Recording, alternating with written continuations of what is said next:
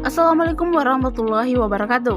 Perkenalkan, nama saya Hamdani dengan NIM 2204040037, Prodi Akuntansi Syariah 2B, Fakultas Ekonomi dan Bisnis Islam. Video ini dibuat untuk menyelesaikan salah satu tugas di mata kuliah Bahasa Indonesia dengan dosen pengampu Nurul Khairani Abdu SPD MPD. Di sini saya akan menjelaskan mengenai sejarah dan perkembangan bahasa Indonesia. Baik, kita masuk pada poin yang pertama, yaitu bahasa Melayu adalah sumber atau akar bahasa Indonesia. Bahasa Melayu menyebar ke pelosok Nusantara bersamaan dengan penyebaran agama Islam. Bahasa Melayu makin kokoh keberadaannya karena mudah diterima oleh masyarakat Nusantara. Bahasa Melayu digunakan sebagai penghubung antar suku, antar pulau, antar pedagang, dan antar kerajaan. Baik, kita masuk pada poin yang kedua, yaitu sejarah bahasa Indonesia. Bahasa Melayu mulai dipakai di kawasan Asia Tenggara sejak abad ke-7.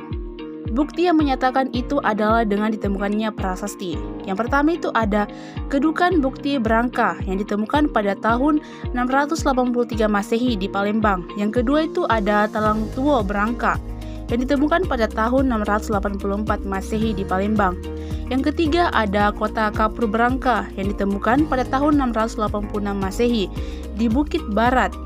Yang keempat itu ada Karang Berahi Berangka yang ditemukan pada tahun 688 Masehi di Jambi. Mengapa bahasa Melayu diangkat menjadi bahasa Indonesia? Ada 4 faktor yang menyebabkan bahasa Melayu diangkat menjadi bahasa Indonesia, yaitu yang pertama, bahasa pergaulan, bahasa perhubungan dan bahasa perdagangan antar suku di Indonesia. Yang kedua ada sistem bahasa Melayu. Bahasa Melayu adalah bahasa yang sederhana.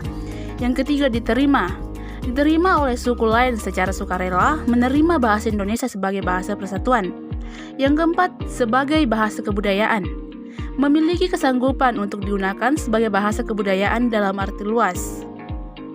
Baik, kita masuk pada poin selanjutnya, yaitu suku yang menerima keberadaan bahasa Indonesia. Yakni yang pertama itu suku Gayo, suku Baduy, suku Ambon, suku Batak, suku Minang, suku Jawa, suku Madura, suku Asmat, suku Bugis, dan suku Melayu. Baik, kita masuk pada poin selanjutnya, yaitu lahirnya bahasa Indonesia. Yaitu yang pertama, kelahiran secara politis. Tercetus dalam Sumpah Pemuda pada Kongres Pemuda di Jakarta pada tanggal 28 Oktober 1928 yang berbunyi, poin yang pertama itu, kami putra dan putri Indonesia mengakui bertanah air yang satu, tanah air Indonesia. Poin yang kedua itu, kami putra dan putri Indonesia mengakui berbangsa yang satu, bangsa Indonesia. Poin yang ketiga itu, kami putra dan putri Indonesia menjunjung bahasa persatuan, bahasa Indonesia. Kelahiran secara yuridis, yaitu pengesahan Undang-Undang Dasar Negara Republik Indonesia tahun 1945, UUD 45. Salah satu dari pasal-pasal yang terdapat pada UUD 1945 tersebut yakni pada bab 15, pasal 36 yang berbunyi, bahasa negara ialah bahasa Indonesia. Baik, kita masuk pada poin selanjutnya, yaitu kedudukan dan fungsi bahasa Indonesia. Kedudukan bahasa Indonesia yakni sebagai bahasa nasional, sebagai bahasa negara.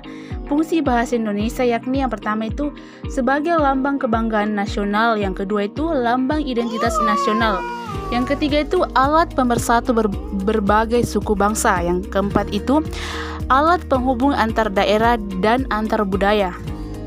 Baik, kita masuk pada poin yang berikutnya, yaitu fungsi bahasa Indonesia. Yang pertama itu sebagai bahasa resmi kenegaraan. Yang kedua itu sebagai bahasa pengantar dalam dunia pendidikan. Yang ketiga itu sebagai alat penghubung di tingkat nasional untuk kepentingan pembangunan dan pemerintah.